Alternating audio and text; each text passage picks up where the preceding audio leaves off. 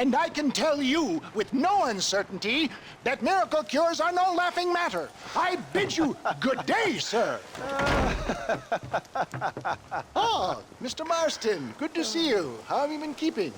I'm well, Mr. Mr. West Dickens. Nigel West Dickens of East Cheap, London, New Waverly, New York, and Armadillo, New Austin. At your service. At my service. At everyone's service. At the service of science, of knowledge, of life. How are your wounds? Much, much better. But then they would be. Would be... I know a cure for all ailments, Mr. Marston. Ah, I'm sure you do. And I'm sure for just $2 an ounce, I could live forever. Oh, but for you, sir, I do a bulk discount rate of $1.95 an ounce, as long as you buy 100 ounces or more. That's a lot of immortality. Give it up, old man. That's Mr. West Dickens to you, boy. Give it up, old man.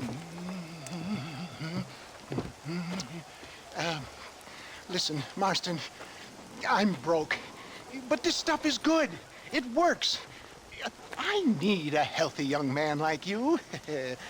Come along, let's ride over to my newest customer at Ridgewood, and I'll explain while we go. Okay.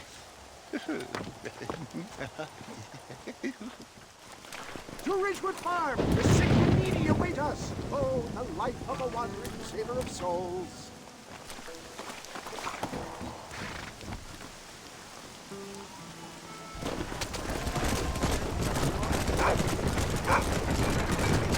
I heard about you, Mr. West Dickens. And I about you, John Marston. But those Roman try to stay on the road. Hoodwinking the weak, gullible out of their hard-earned money. My dear boy, it is you who is gullible, if I may be so bold, for heeding such ill-informed scuttlebutt. Stay on the road! You're going to destroy the merchandise! You're as full of wind as a horse with a collar.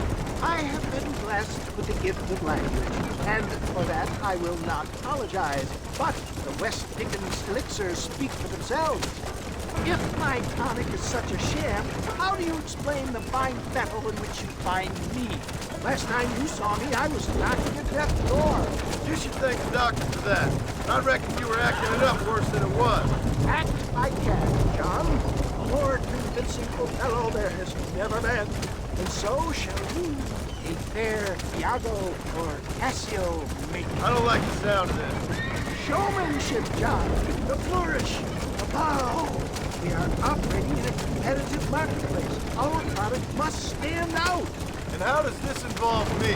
We're going to use your God-given talents to our advantage. I'm really starting to regret I'll drop this. you off at the outskirts of Ridgewood. That way, it won't look like we came together. Once I'm set up, saunter nonchalantly into the cloud that is sure to be forming. Eventually, I will call you up to try my tonic. After extolling the virtues, I will have you perform a few feats of wonder to amaze and impress the deity. Such as? Oh, nothing out of the ordinary for a man of your line of work, I assure you. You hop out here, John. Follow me in on foot.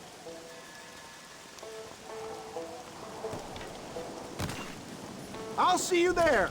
Be ready to enchant the cloud.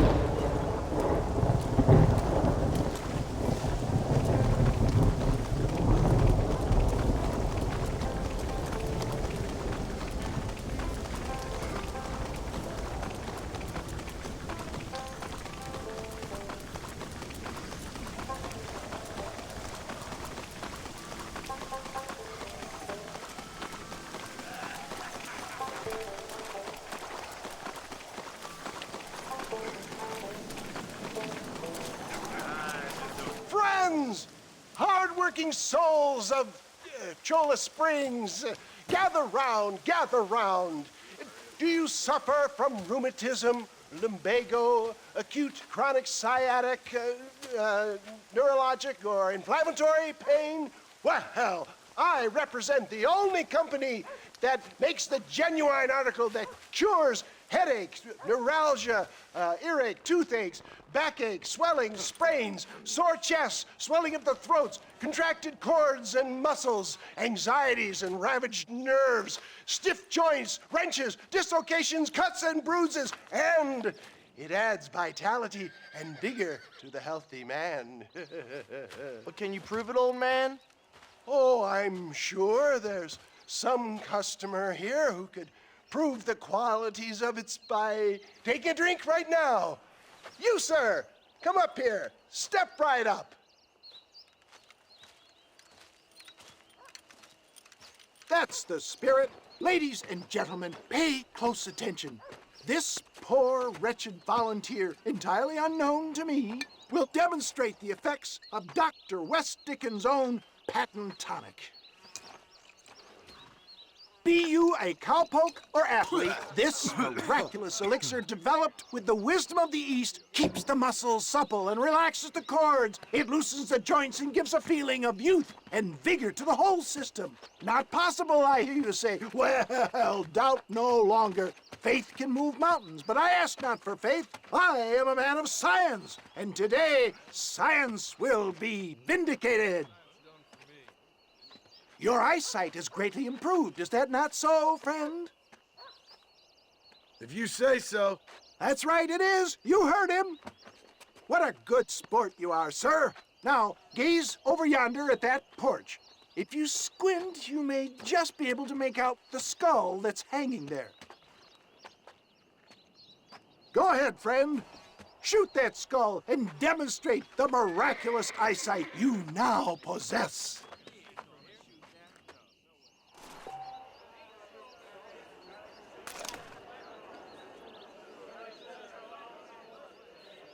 Remarkable! The eyesight of an eagle, granted by imbibing Dr. West Dickens' own patent tonic.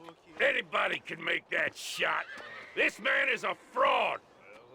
If your eye's so damn sharp, why don't you try shooting my hat out of the air? My friends, our test case has been challenged to shoot a gentleman's hat out of the sky above our heads. You can fool these people, but you ain't fooling me.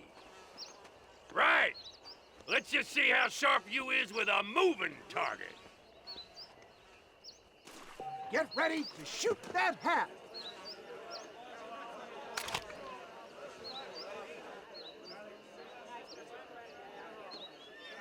You ready to get embarrassed again?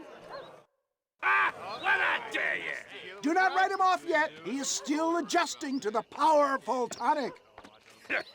Well, you want to try that again, sharpshooter? Come on, then. Get ready. He's about to throw it. I thought we was here to see me.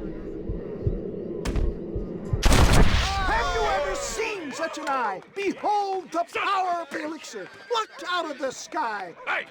Hey! What? You think you can put a hole in a man's hat and just walk away, do you?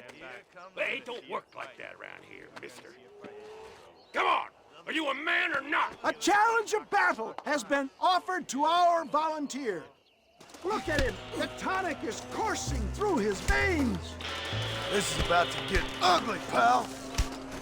Can you believe your eyes? After I win, I'll take you like a girl. Come on, Fred. Come on. There it is, skeptics and dissenters, irrefutable proof. Do not let this opportunity pass you by. Look, he's over there. Go get him. This ends now. Watch out, he's got a gun. Who the hell do you think you are? You ain't leaving here alive.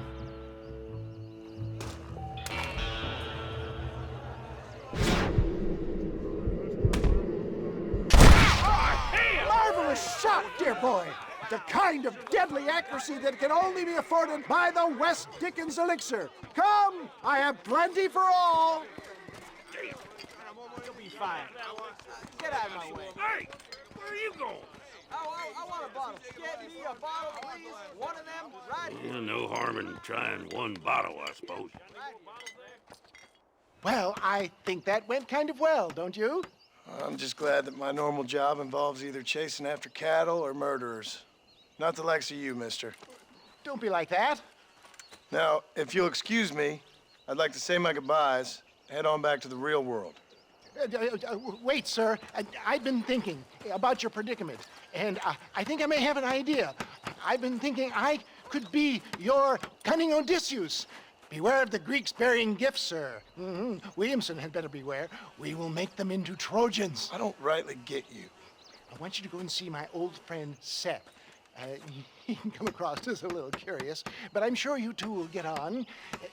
He's most often found at Coots Chapel. He's very devout. Why see him? Because between him and me, we can get those gates to open for you, and you can walk right in, just like in Homer's great Trojan yarn!